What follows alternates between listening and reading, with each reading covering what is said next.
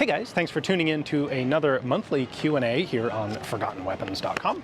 I'm Ian McCollum, and today I am actually en route to Finland for Finnish Brutality 2025. And so I figured, what better subject for our Q&A than Finland and Finnish firearms? And I'm actually at the airport right now, waiting on my flight. So I figured, let's start filming this. So I have 4 pages of Q&A questions here. These are all provided by the fantastic folks at Patreon. If you're not supporting Forgotten Weapons on Patreon and you would like to help out or submit a question for next month's Q&A, please consider signing up over there and joining in. So our first question today comes from Yao, who says, there seems to be some interconnection regarding the development of both the Suomi KP-31, the Finnish submachine gun, and the Soviet PPSh. Which one came first, which was best, and why? So, which came first is actually a pretty basic one that you can get from the designations. The Suomi is the KP-31, and the PPSh is the PPSh-41. The Suomi came first.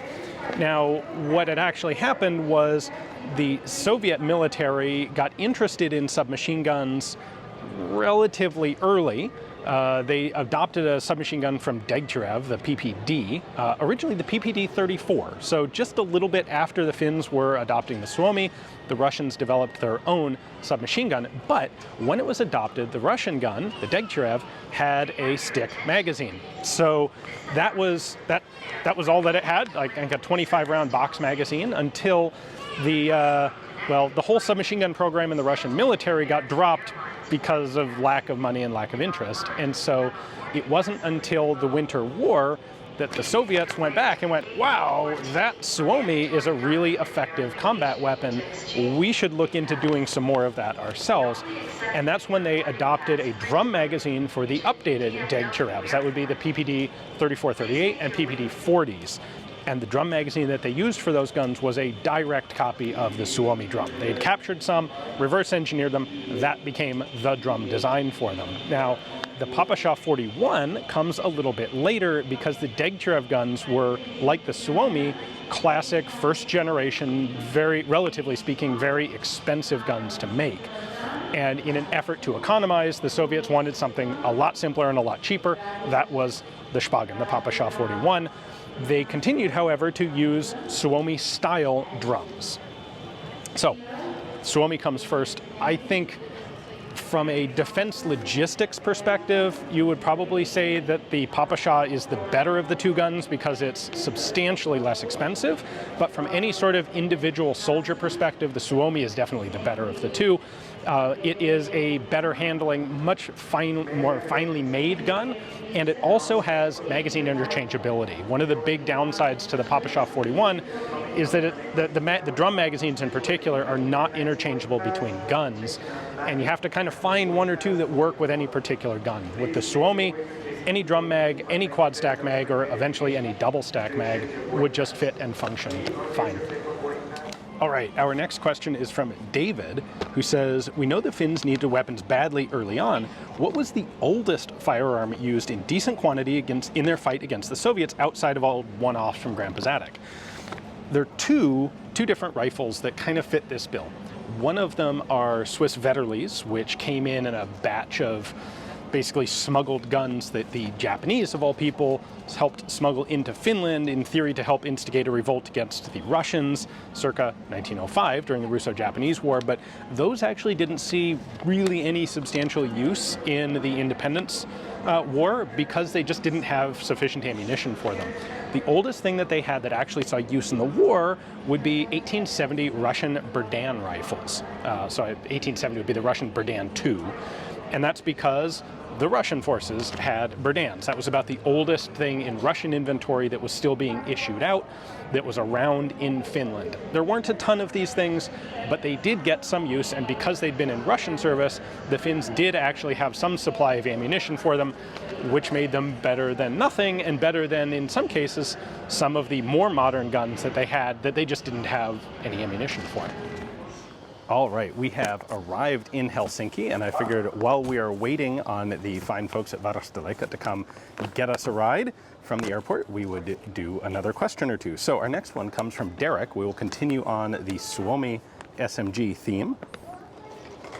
Are they're here? Okay, we'll just do it. Okay, so sorry, we were interrupted by our ride actually showing up. Now we are back at Varstaleka. So let's carry on. Derek had a question of, the KP-31 Suomi is beloved by many, but nothing's perfect. In your opinion, what is its best or strongest feature, and what is its worst or weakest? Well, I would say its strongest feature is manufacturing quality. It is an accurate gun. It is a very reliable gun as well. And part of that reliability comes from the fact that, unlike most submachine guns, it doesn't have a side-mounted charging handle with a big open slot in the receiver. Instead, it has a rear-mounted charging handle, actually very similar to the AR-15 charging handle. So it's over the top of the stock, you pull it back from the back of the receiver, and it operates underneath the bolt, which means you don't have that big open slot in the receiver of the gun to let in dirt or snow in Finland. So I would say that particular design feature plus its general high quality and reliability are its best features. Its worst features are definitely weight and handling. It's a gun that has a lot of steel in it, contributed to its cost to manufacture, but it's also a really heavy gun to carry around, and frankly, it would be much nicer if it had a pistol grip. That's probably the one thing I would change on the Suomi if I had the opportunity to, is just give it a proper normal pistol grip. Maybe a front grip as well, but the magazine well is stable enough that you can, in fact, just hold them by the magazines, and it works fine. It doesn't cause malfunctions, unlike some other guns that have looser fitting magazines. So, we also have another question about the Suomi from Grumpy Conquistador. That is, considering what a good submachine gun the KP-31 is, and how superior its drum magazines are to most other drums, did the Soviets ever rechamber captured Suomis to Soviet calibers? Was there any attempt to adapt the drum to the PPSh submachine gun? The answer to that one is no, they didn't. Largely because the Soviets never captured that many Suomis. So there weren't a whole lot of Suomis in the Winter War to begin with.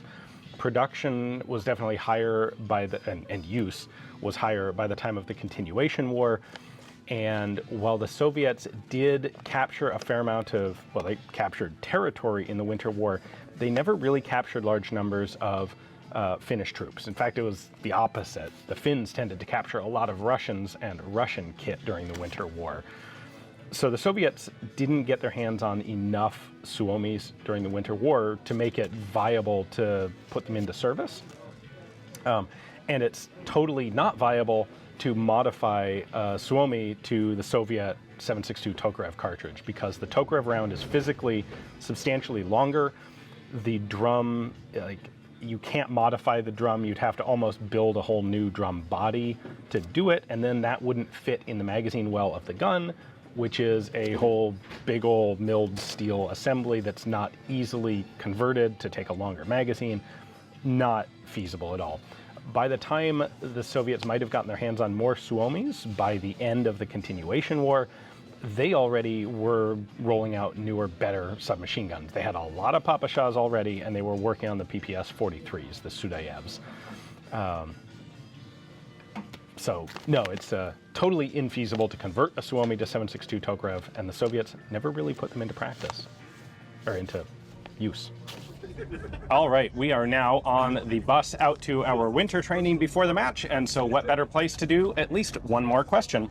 The next one we have up is from Nick, who says, what's the difference between a Finnish Maxim and the many Russian 1910 Maxims that they captured?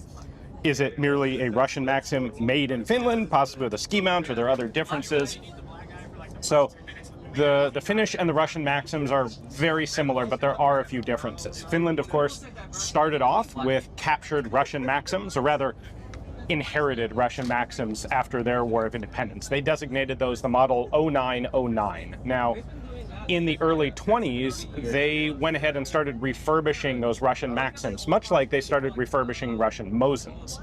And they did some of the same things. They recalibrated the sights for meters instead of arshins. And then they made a couple of other improvements. They changed up the backplate design a little bit to make them easier to field strip. And they messed with the booster a little bit to bump the rate of fire up from about 600 rounds a minute to about 800 rounds a minute. And that was, in Finland, designated the model 09-21, 21 being the year that they did the refurbishing. Then The last element is in 32 when Tikkakoski, the Finnish arms company, starts manufacturing Maxims itself. So the Finns never manufactured new Mosins, but they did manufacture complete Maxim guns. And those are basically the same as the 0921s. They did, by the way, replace the Russian mounts. The Russians had the wheeled Sokolov mounts. The Finns replaced those with tripods, very similar to the commercial Maxim tripods. The big thing they added in 32 was some of the guns, they started adding what we call today the tractor cap. Basically a big flip cap, basically the diameter of the water jacket on top of the water jacket, so you could pop it open and stuff the water jacket full of snow, so that if you're in a snowy terrain, there's no need to waste fuel melting water to pour into the machine gun water jacket. Just stuff it with snow, and when you start shooting, that'll melt the snow down.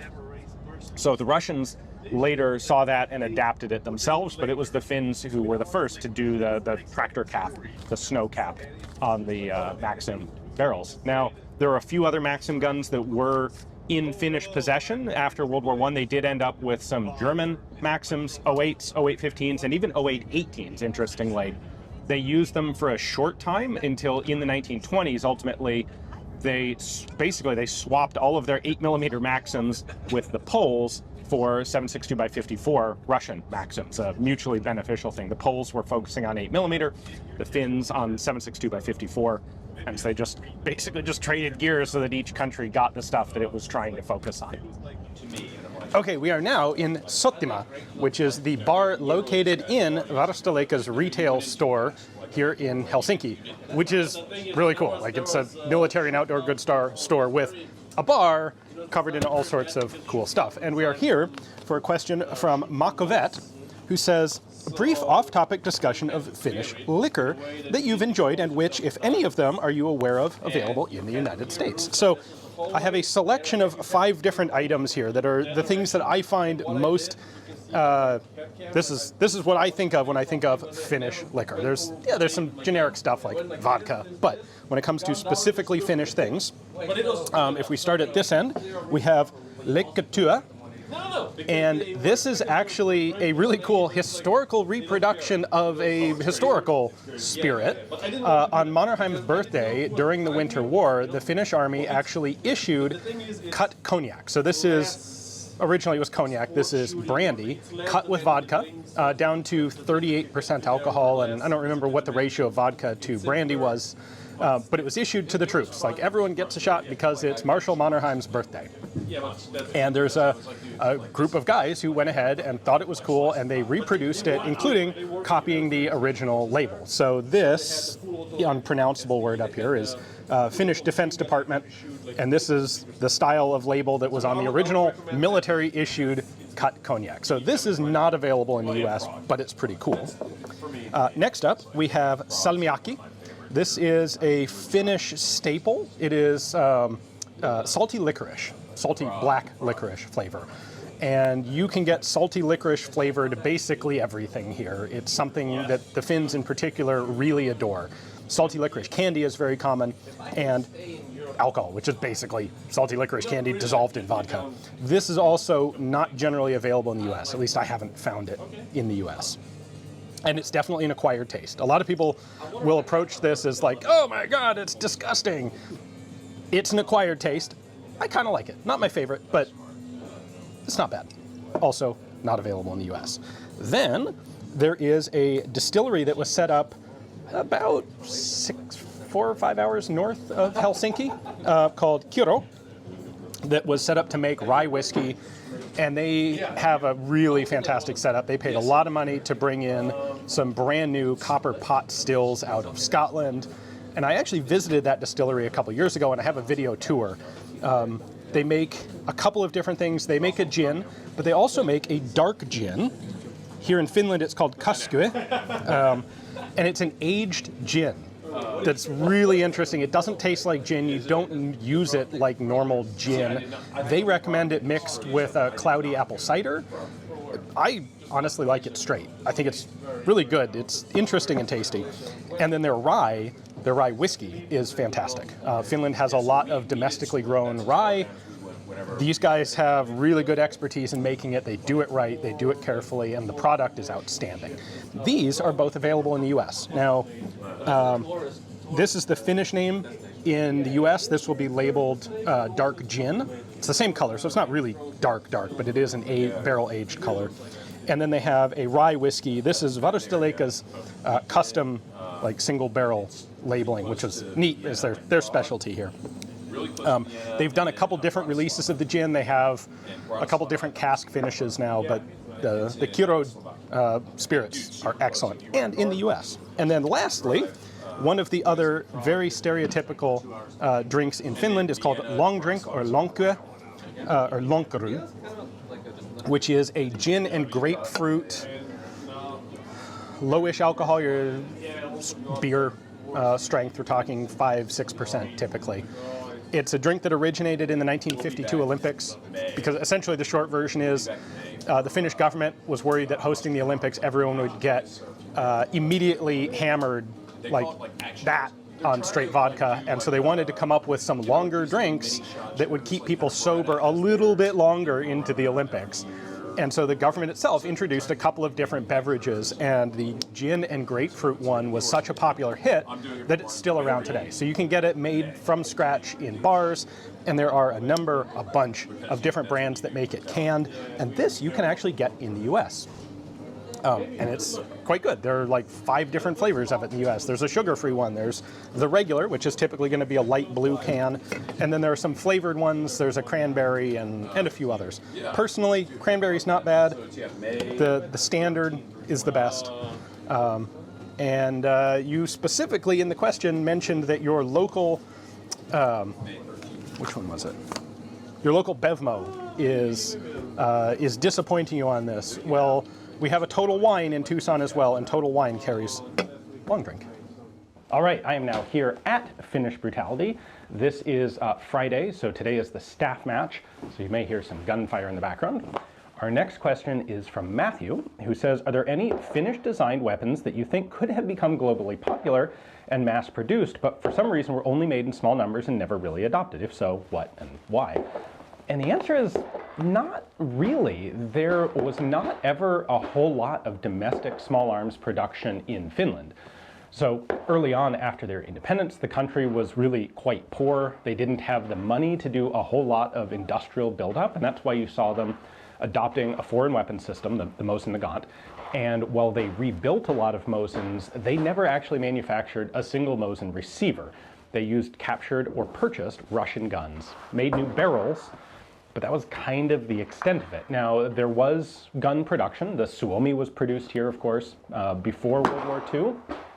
And the Suomi actually did see a reasonably decent bit of foreign adoption. It was used by the Swedes, it was used by the Swiss, it was used by the Danes. They got a number of contracts. That was curtailed a bit by the outbreak of the Winter War.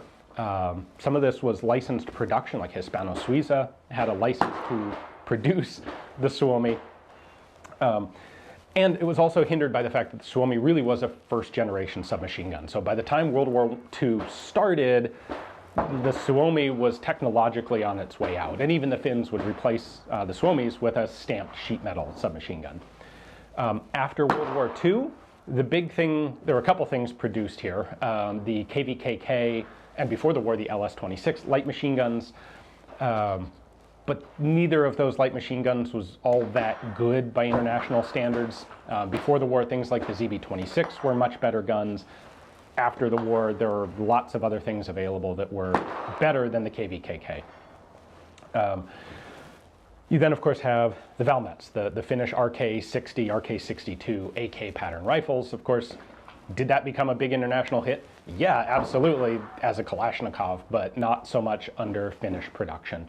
And a lot of that is because Finland had necessarily close ties to the Soviet Union after World War II. They had to keep the Soviets happy, and so their arms export possibilities were a bit limited. Soviets didn't want to compete with Finland for arms contracts for AKs. So beyond that, you know, the two main Finnish brands that are internationally known are Sako and Tikkakoski, Valmet being a brand name. made by those factories. So you'll see hunting rifles, they're very well regarded internationally and they do sell quite well, but in terms of military arms, never really happened. All right, our next question comes from ACC, who says, in their wars with Russia, the Finns had enough of a small arms overlap that they were able to widely use captured Russian small arms and other equipment.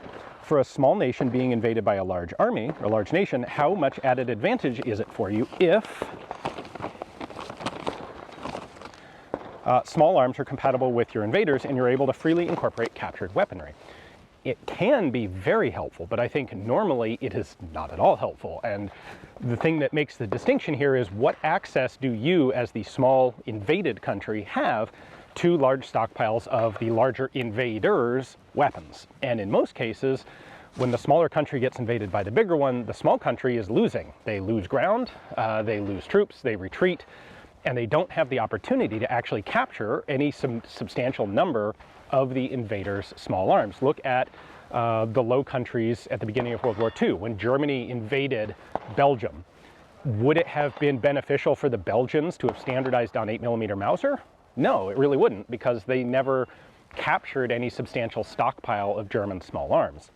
What made the difference in Finland is that the Finns were extremely successful in resisting the Soviet invasion. And so while there were certainly places where they traded ground for time and fell back from their borders, they were able to encircle and destroy large groups of Russian armed forces. So the Rate Road, the Moti tactics, where they would cut an enemy column into pieces, encircle each piece, and just completely obliterate it. That gave them the opportunity to walk away with huge supplies of Russian small arms, or Soviet small arms and equipment, which, yes, they could then use because they were largely compatible with their own. And even when they weren't compatible, the Finns captured enough Russian stuff that they just put it into service. So ammunition compatibility was the big thing, but guns like the Degtyarev largely replacing the domestic Finnish LS-26 in military service, because the Degtyarev was definitely a better gun and was available in large numbers because the Finns managed to capture large numbers of them. It's that ability to capture a bunch of guns where the Finnish story diverges from most of this sort of scenario. Now, the other place I know people are going to suggest is like guerrilla warfare in an occupied country. You know, the Russians take over Finland and then the Finns have to fight from the forest behind the lines. Does it help if their equipment is compatible with the Russian? And my thinking on this is not really, because in that sort of scenario, your guerrillas in the forest don't have access to their original nation's standard supplies. They don't have a logistical train. The only things they're really using are what they're able to capture from the enemy. So at that point, it doesn't really matter what their original equipment was. They're going to be using enemy stuff regardless. All right, our next question comes from Sven, who says, what is your favorite Finnish custom that you wish we had in the USA, and which Finnish customs drive the American in you nuts? So normally, like, the obvious answer to this is sauna. I really like saunas, Finnish saunas, really good, properly hot saunas with rocks that you throw water on, but that's kind of an obvious. There's actually a sauna truck behind me. Check this out.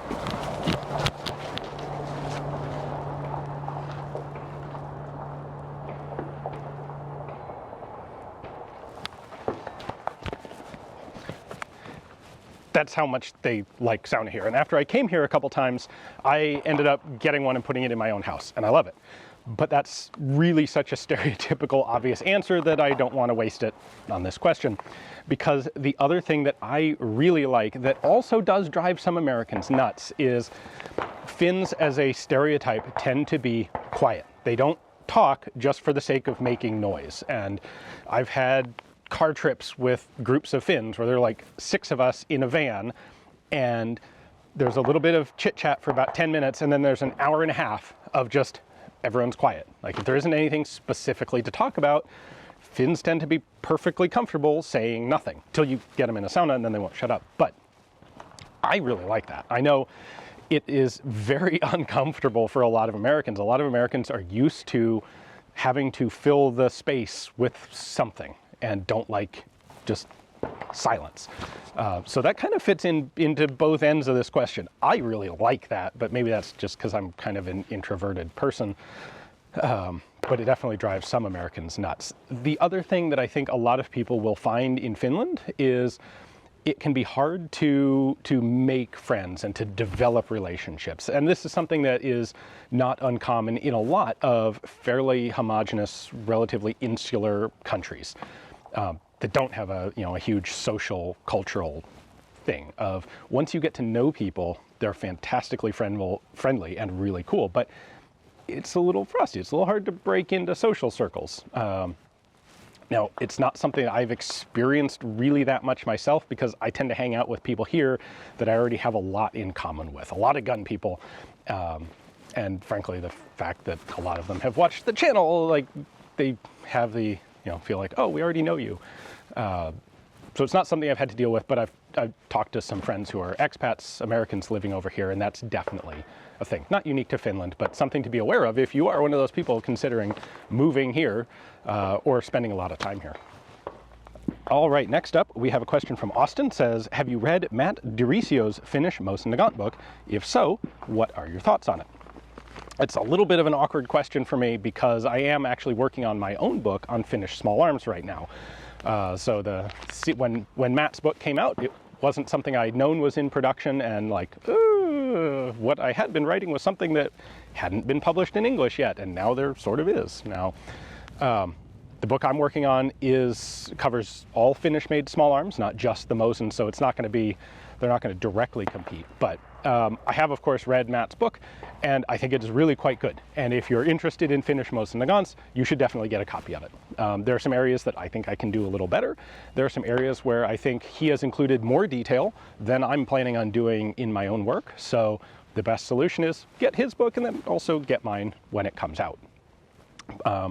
But yeah, overall, very, very good. Has a ton of information that hasn't been out there before in any sort of organized, published manner. So, as published by Wet Dog Publications, that's Anthony van der Linden's company. They do really good books. Yeah, if you have van der Linden's book on Browning rifles or FN Browning pistols, FN rifles or FN Browning pistols, you'll recognize the style and the layout of Matt DiRisio's book, and you'll like it. All right, let's do a couple more. We have Wayne Wiki, who says, as a 50% Finn and a musician who even named our debut CD in the 90s Sisu, before anyone knew what it meant, I'm wondering if you enjoyed the recent movie Sisu and its loquacious leading man, sarcasm intended. Yes, I enjoyed it quite a lot. If you haven't seen it, it's a Finnish-made World War II, like, cheesy popcorn flick. Way over the top, not intended to be taken seriously.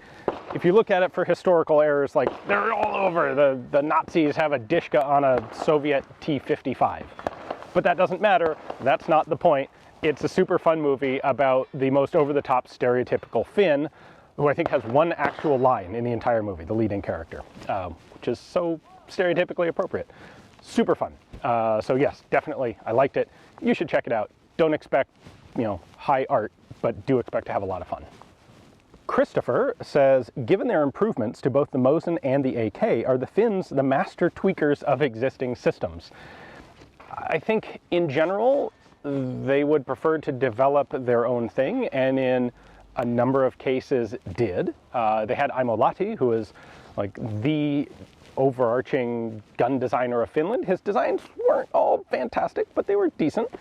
The reason that the Finns did the modifications that they did to the Mosin and the AK were more out of necessity, I think, than out of a particular desire to reuse someone else's design or someone else's equipment. With the Mosin in particular, there wasn't a lot of money. There was a need for a tremendous number of firearms. Mosins were available relatively cheap at the time, and there were already a lot of them that had been repossessed from departing Russian forces in 1918 and 1919. They used it because they had to, and then they improved it because they had much higher individual soldier standards than the Russians did. That was the driving factor behind the Mosin improvements. For the Russians, it's large numbers of conscripts, basic rifle that you can issue to everyone. For the Finns, there was much more, well, there was a civilian shooting culture. There was a lot of hunting culture. there were shooting competitions. The Finnish teams were very successful in international marksmanship competitions in the 1930s. And so they were modifying their rifles to give best results, which the Finns could actually exploit, unlike the Russian army, or the Red Army, or the Soviet army, depending on what time. All right, and one more out here before we move. This is from Irgendiner, I think. Says, given that Finland was part of the Russian Empire until 1918, it seems likely that any major arms factories were involved in supplying the Russian military. But aside from that, did the Finns produce any significant firearms before they got their independence for civilian and military purposes? Russian designed but produced in Finland don't count. It's an easy one to answer because no, they didn't produce any firearms prior to their independence. The factory that we know today as Sako got its start as a weapons repair depot for the Finnish Civil Guard, and then developed from there into making some parts, like barrels, and then evolved from there into making complete firearms. But all of that happened post-independence. When Finland was a Russian province, there was no arms manufacture here. There was really minimal, if any, industrialization in Finland. It was a fairly poor part of the Russian Empire. Well, I guess all parts of the Russian Empire were fairly poor, but the industry here early on for Finland, one of the main industries was actually tar that is produced naturally out in the forests, and they would harvest that and actually use it for the shipmaking industry. When you had wooden ships, you needed tar to coat and help seal and waterproof and protect ship hulls, and that was one of the primary industries in Finland. That got replaced by timber and paper production when the age of wooden ships ended. And it wasn't until after independence that like mechanical industry started to take hold in Finland. All right, Hank McSkank says, shower beer or sauna beer? And the answer for me is sauna long drink.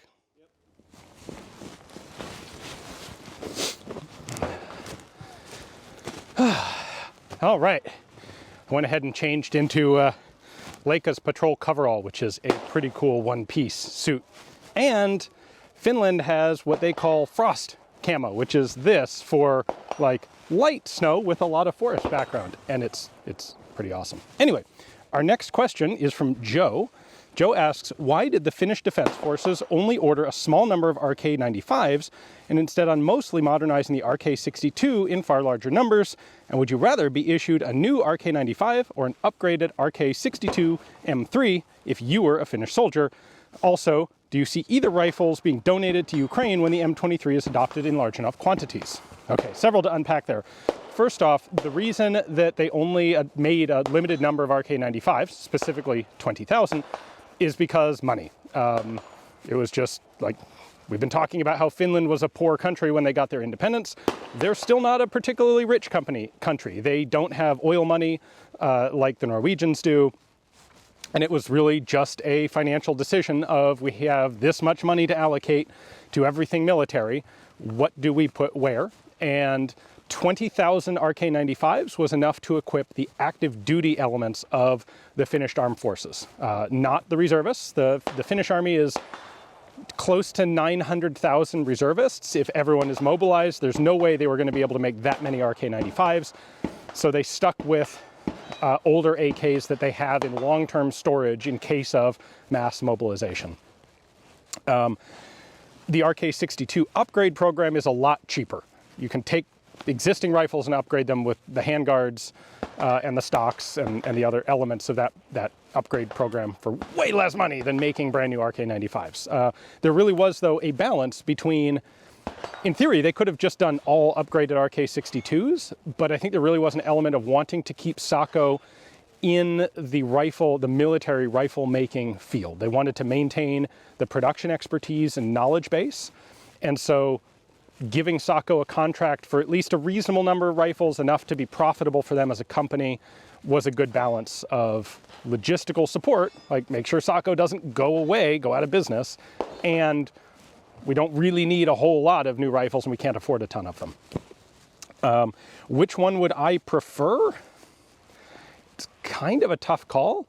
The RK-95 it's nice to have all the features basically integral into the gun instead of being, afterwards added on, but it's also a relatively front-heavy gun. It's a heavier rifle than the 62. If I were a Finnish soldier, honestly, I'd be pretty happy with either one. I would be really much happier with either an M3 or an RK95 than an original RK62 and iron sights. Excuse me. And lastly, do I expect to see either one being donated to Ukraine? I don't. Now, I haven't gone and asked anyone in a position to really know here, but my suspicion is all of the RK62s will stay in long-term storage, and what they'll do instead is, if they feel they have excess rifles, they will get rid of some of the Chinese and East German AKs that they bought a long time ago as reserve emergency guns. Those will be the first things that they will let go.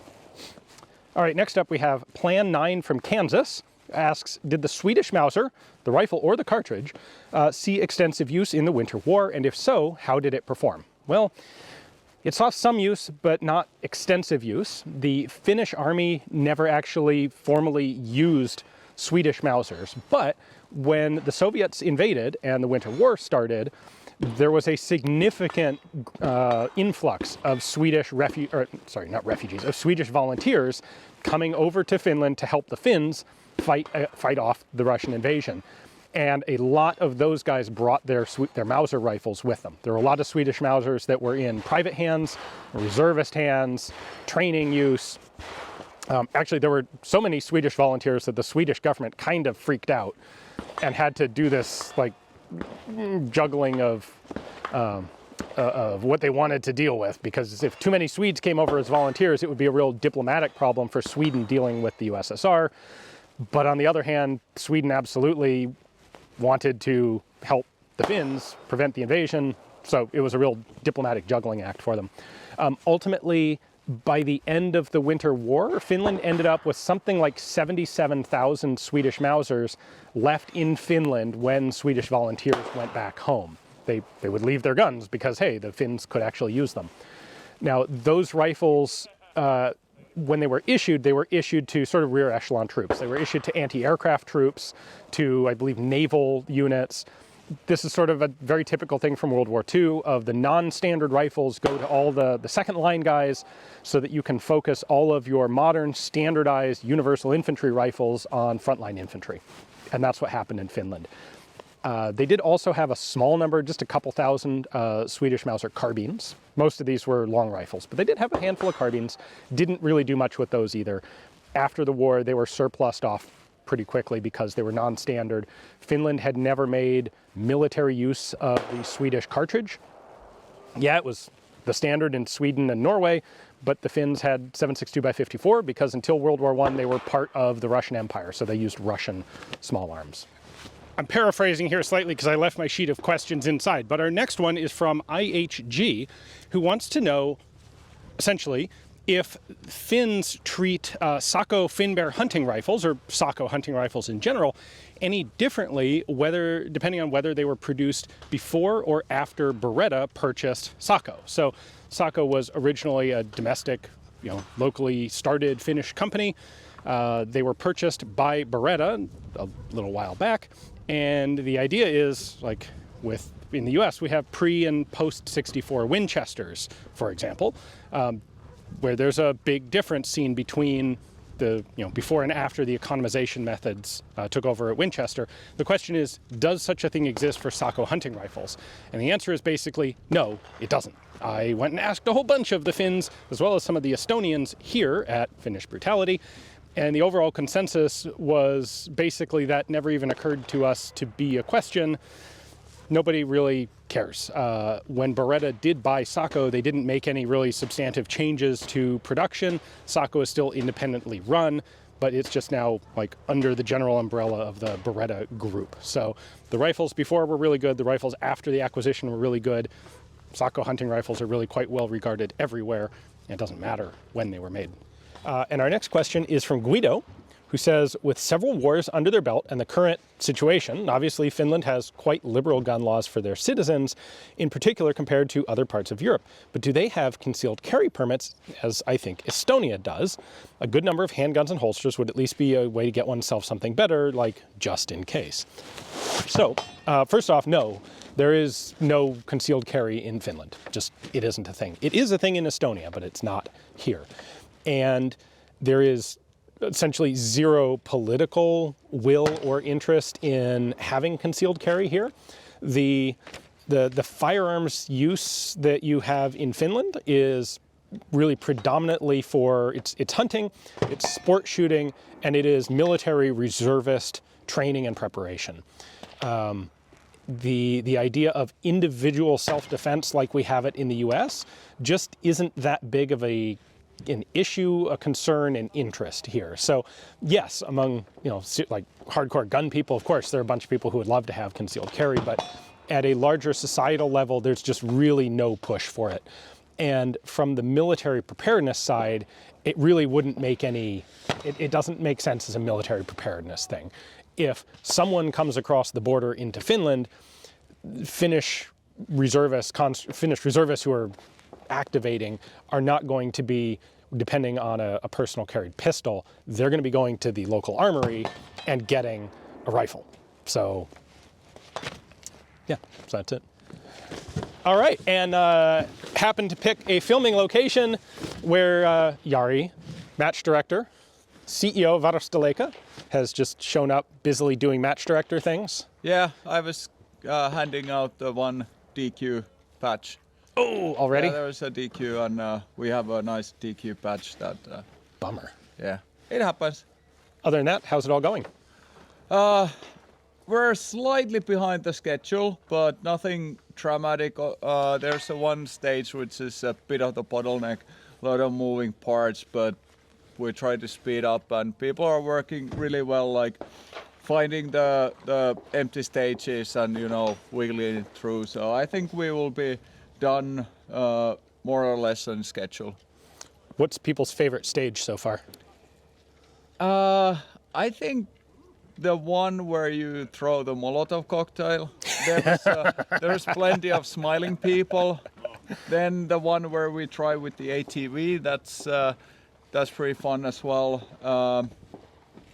Let's see what will be the overall kind of a favorite, but those at least I noticed that people are pretty kind of Really? People are having fun with the Molotov cocktail stage. Yeah. That's who could have possibly predicted. Sweet, thank you. Yeah. Okay, back to our regularly scheduled Q&A.